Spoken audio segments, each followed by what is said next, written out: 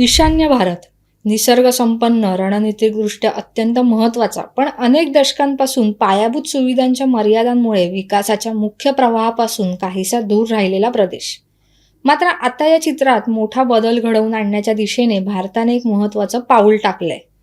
नुकतंच काही दिवसांपूर्वी शिलाँग ते सिलचर यांना जोडणाऱ्या शिलाँग सिलचर महामार्गाचं भूमिपूजन पंतप्रधान नरेंद्र मोदींच्या हस्ते करण्यात आलं. ईशान्येकडील पहिलाच आधुनिक तंत्रज्ञानावर आधारित हाय स्पीड आणि ॲक्सेस कंट्रोल असा हा महामार्ग केवळ एक रस्ता नाही, तर संपूर्ण ईशान्य भारताच्या कनेक्टिव्हिटीचा चेहरामोहरा बदलण्याची क्षमता असलेला एक महत्त्वाकांक्षी पायाभूत प्रकल्प मानला जातोय. ईशान्य भारताचा भौगोलिक स्वभावच वेगळा आहे. उंच सखल डोंगर रांगा, दाट जंगलं, खोल दऱ्या आणि लांबच लांब अंतर.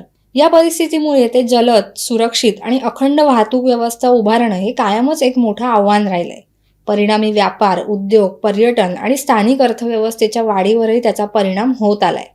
अशा पार्श्वभूमीवर शिलाँग सिलचर महामार्गाला केवळ 2 शहरांना जोडणारा रस्ता म्हणून नाही, तर ईशान्य भारताला देशाच्या मुख्य आर्थिक प्रवाहाशी अधिक मजबूतपणे जोडण्याचा एक निर्णायक प्रयत्न म्हणून पाहिलं जातोय. हाय स्पीड कॉरिडॉर, अत्याधुनिक अभियांत्रिकी तंत्रज्ञान, हजारो कोटी रुपयांची गुंतवणूक आणि प्रवासाचा वेळ मोठ्या प्रमाणात कमी होण्याची शक्यता, या सगळ्यामुळे हा प्रकल्प सध्या देशभरात चर्चेचा विषय बनलाय. त्यामुळे शिलाँग सिलचर महामार्ग हा ईशान्य भारतासाठी खरोखरच गेम चेंजर कसा ठरू शकतो याचाच सविस्तर आढावा घेऊया. इन्फ्रावर बोलू काही या विशेष कार्यक्रमात. नमस्कार, न्यूज डंकामध्ये आपलं स्वागत आहे. भारताचे पंतप्रधान नरेंद्र मोदी यांच्या हस्ते गेल्या शनिवारी ईशान्य भारताच्या पायाभूत विकासात नवा अध्याय लिहिणाऱ्या शिलाँग सिलचर कॉरिडॉर प्रकल्पाचं भूमिपूजन करण्यात आलं. सुमारे 22,860 कोटी रुपयांच्या भरीव गुंतवणुकीतून उभारला जाणारा हा महामार्ग प्रकल्प केवळ 2 शहरांना जोडणारा रस्ता नसून संपूर्ण ईशान्य भारतातील वाहतूक आणि आर्थिक कनेक्टिव्हिटीचा चेहरामोहरा बदलू शकणारा महत्त्वाकांक्षी असा उपक्रम मानला जातोय. मेघालयाची राजधानी शिलाँग आणि आसाममधील महत्त्वाचं व्यापारी केंद्र सिलचर यांना जोडणारा हा 166 किलोमीटर लांबीचा आधुनिक कॉरिडॉर असेल. त्यापैकी 144 किलोमीटर मेघालयात आणि उर्वरित 22 किलोमीटर आसाममध्ये. विशेष म्हणजे हा प्रकल्प ईशान्य भारतातील पहिला प्रवेश नियंत्रित म्हणजेच ॲक्सेस कंट्रोल ग्रीनफील्ड 4 पदरी हाय स्पीड कॉरिडॉर म्हणून विकसित केला जाणार आहे. ग्रीनफील्ड म्हणजेच पूर्णपणे नव्या मार्गावर उभारला जाणारा हा महामार्ग. हा महामार्ग आधुनिक अभियांत्रिकी तंत्रज्ञान, उंच पूल, बोगदे आणि सुरक्षित वळणांसह विकसित केला जाईल, जेणेकरून डोंगराळ आणि अवघड भौगोलिक परिस्थितीतही वेगवान आणि सुरक्षित प्रवास शक्य होईल. अशा परिस्थितीत शिलाँग सिलचर कॉरिडॉर हा वाहतूक व्यवस्थेत आमूलाग्र बदल घडवून आणणारा प्रकल्प ठरणार आहे. या कॉरिडॉरमुळे प्रदेशातील प्रमुख शहरं आणि आर्थिक केंद्रांमधील संपर्क अधिक वेगवान आणि सुकर होणार आहे. विशेषतः या प्रकल्पाचा सर्वाधिक फायदा गुवाहाटी ते सिलचर या मार्गावरील प्रवासाला होणार आहे. सध्या या 2 शहरांदरम्यानचा प्रवास साधारण 8.5 तासांचा आहे. मात्र नवीन हायस्पीड कॉरिडॉर पूर्ण झाल्यानंतर हा प्रवास सुमारे 5 तासांपर्यंत कमी होण्याची शक्यता आहे. यामुळे केवळ वेळेची बचत होणार नाहीये, तर मालवाहतूक, व्यापार, पर्यटन आणि स्थानिक अर्थव्यवस्थेलाही मोठी चालना मिळणार आहे. या प्रकल्पामुळे मेघालय आणि आसाममधील संपर्क अधिक मजबूत होईलच, पण त्याबरोबरच संपूर्ण ईशान्य भारतातील लॉजिस्टिक नेटवर्क, औद्योगिक विकास आणि प्रादेशिक आर्थिक क्रियाकल्पांना देखील नवी गती मिळण्याची अपेक्षा आहे. त्यामुळे शिलाँग सिलचर कॉरिडॉर हा केवळ एक महामार्ग नसून ईशान्य भारताच्या पायाभूत सुविधा क्रांतीतील एक महत्त्वाचा टप्पा मानला जातोय. पंतप्रधान नरेंद्र मोदी यांच्या अध्यक्षतेखालील आर्थिक व्यवहार मंत्रिमंडळ समितीने 2025 मध्ये गुवाहाटी शिलाँग सिलचर मार्गावरील संपर्क सुधारण्यासाठी या ग्रीनफील्ड महामार्गाला मंजुरी दिली होती. मेघालयातील मावलिंग खुंग ते आसाममधील 5 ग्राम पर्यंतच्या राष्ट्रीय महामार्ग क्रमांक 6च्या 166 किलोमीटर लांबीच्या 4 पदरी ग्रीनफील्ड प्रवेश नियंत्रित मार्गाच्या विकास, देखभाल आणि व्यवस्थापनाच्या प्रस्तावाला हिरवा झेंडा मिळाला होता. यासाठी 22,864 कोटी रुपये असा भरीव निधी देण्यात आला. प्रस्तावित ग्रीनफील्ड हायस्पीड कॉरिडॉरमुळे गुवाहाटी ते सिलचरकडे जाणाऱ्या वाहतुकीच्या सेवेचा दर्जा सुधारणार आहे. या कॉरिडॉरच्या विकासामुळे मुख्य भूभाग आणि गुवाहाटीपासून त्रिपुरा, मिझोराम, मणिपूर आणि आसामच्या बराक व्हॅली प्रदेशापर्यंतचा संपर्क सुधारणार असून प्रवासाचे अंतर आणि वेळ लक्षणीयरित्या कमी होणार आहे. या कॉरिडॉरमुळे आसाम आणि मेघालयामधील संपर्क सुधारेल. तसंच मेघालयातील सिमेंट आणि कोळसा उत्पादन क्षेत्रातून जाणाऱ्या उद्योगांच्या विकासासह आर्थिक विकासाला देखील चालना मिळेल. हा कॉरिडॉर गुवाहाटी विमानतळ, शिलाँग विमानतळ, सिलचर विमानतळ येथून येणाऱ्या राष्ट्रीय आणि आंतरराष्ट्रीय पर्यटकांसाठी महत्त्वाचा ठरणार आहे. यामुळे ईशान्येकडील पर्यटन स्थळे जोडली जाणार असून येथील पर्यटनाला चालना मिळणार आहे. हा महत्त्वपूर्ण पायाभूत सुविधा प्रकल्प गुवाहाटी, शिलाँग आणि सिलचर दरम्यानची आंतरशहरी कनेक्टिव्हिटी सुद्धा सुधारायला मदत करणार आहे.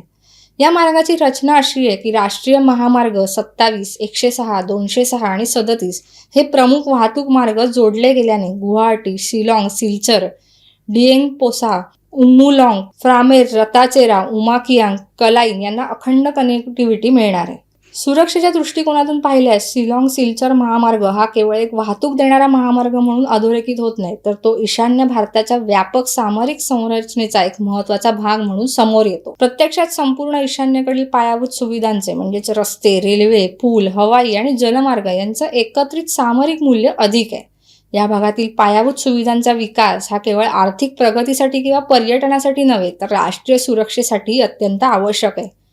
दुर्गम भौगोलिक परिस्थिती, सीमावर्ती संवेदनशीलता आणि आंतरराष्ट्रीय सीमांच्या जवळीकतेमुळे जलद हालचाल, प्रभावी पुरवठा साखळी आणि तातडीची लष्करी प्रतिसाद क्षमता यासाठी सक्षम कनेक्टिव्हिटी अपरिहार्य ठरते.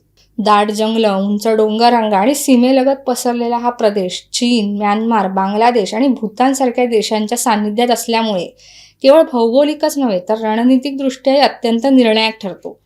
म्हणूनच ईशान्य भारतातील अशा प्रकल्पांकडे केवळ विकासाच्या दृष्टीने नव्हे, तर देशाच्या सुरक्षेच्या दृष्टीने एक दीर्घकालीन धोरणात्मक गुंतवणूक म्हणून पाहणं अधिक योग्य ठरतं. या हायस्पीड कॉरिडॉरमुळे लष्करी तुकड्यांची हालचाल अधिक वेगवान, अचूक आणि अखंड होणार आहे. सीमावर्ती भागात आवश्यक असलेला लॉजिस्टिक सपोर्ट अधिक मजबूत होईल, तर कोणतीही आपत्कालीन परिस्थिती निर्माण झाल्यास क्षणाचाही विलंब न करता प्रतिसाद देणं शक्य होणार आहे. म्हणजेच हा कॉरिडॉर केवळ अंतर कमी करणारा रस्ता नाही, तर तो सुरक्षेचा वेग वाढवणारा, प्रतिसादाची ताकद वाढवणारा आणि भारताच्या सीमांना अधिक मजबूत बनवणारा स्ट्रॅटेजिक लाईफलाईन महामार्ग ठरणार आहे. इतकंच नव्हे, तर ईशान्य भारतातील पायाभूत सुविधांचा वेगाने होत असलेला विकास हा केवळ देशांतर्गत गरजांपुरता मर्यादित नसून तो भारताच्या व्यापक परराष्ट्र धोरणाचा, विशेषतः ॲक्ट ईस्ट पॉलिसीचा मूलाधार बनलेला आहे. गेल्या काही वर्षात भारताच्या परराष्ट्र धोरणात एक लक्षणीय बदल घडून आलाय. एकेकाळी केवळ पूर्वेकडे पाहण्याची भूमिका असलेली लुक ईस्ट पॉलिसी आज अधिक सक्रिय, परिणामकारक आणि कृतीप्रधान अशा ॲक्ट ईस्ट पॉलिसीमध्ये परिवर्तित झाली. पंतप्रधान नरेंद्र मोदी यांच्या नेतृत्वाखाली या धोरणाला केवळ गतीच मिळाली नाहीये, तर त्याला ठोस दिशा आणि अंमलबजावणीची ताकदही प्राप्त झाली. या धोरणाचा केंद्रबिंदू म्हणजेच दक्षिण पूर्व आशियातील देशांशी, विशेषतः एशियन राष्ट्रांशी आर्थिक, सामरिक आणि सांस्कृतिक संबंध अधिक दृढ करणे. आणि याच ठिकाणी ईशान्य भारताची भूमिका अत्यंत निर्णायक ठरते. भौगोलिकदृष्ट्या हा प्रदेश भारताला दक्षिण पूर्व आशियाशी जोडणारा एक नैसर्गिक भूसेतू आहे.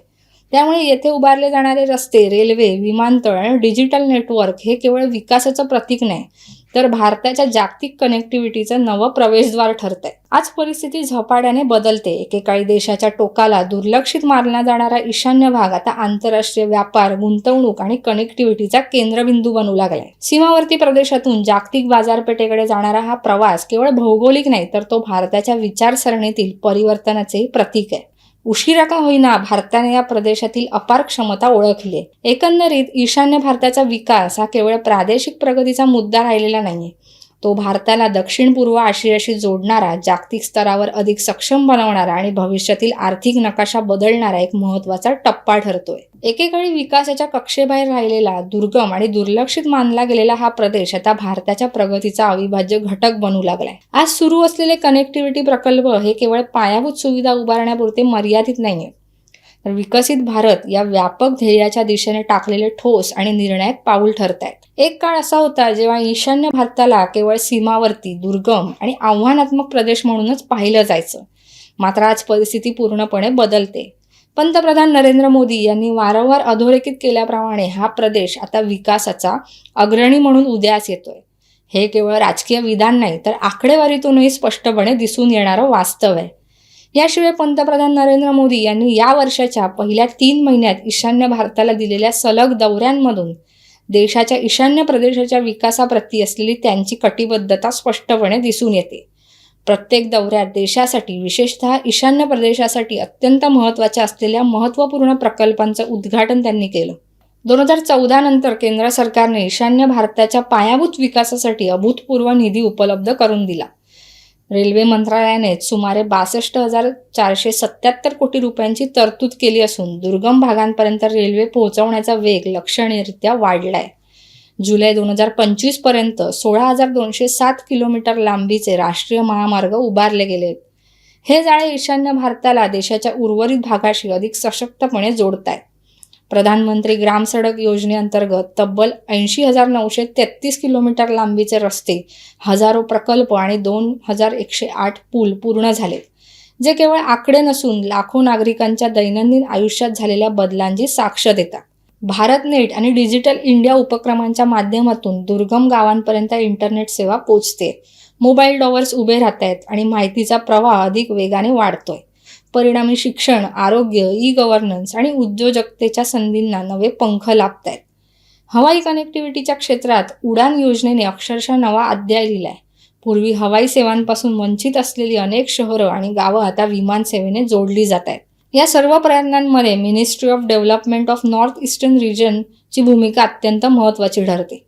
ईशान्येकडील 8ही राज्यांना आर्थिक सहाय्य देत पायाभूत सुविधा, कनेक्टिव्हिटी आणि दळणवळणाशी संबंधित प्रकल्पांना गती देण्याचं काम हे मंत्रालय सातत्याने करते. पंतप्रधान नरेंद्र मोदी यांच्या नेतृत्वाखाली केंद्र सरकारने ईशान्य भारताच्या विकासाला केवळ प्राधान्यच दिलं नाहीये, तर त्याला एक दूरदर्शी दिशा दिली.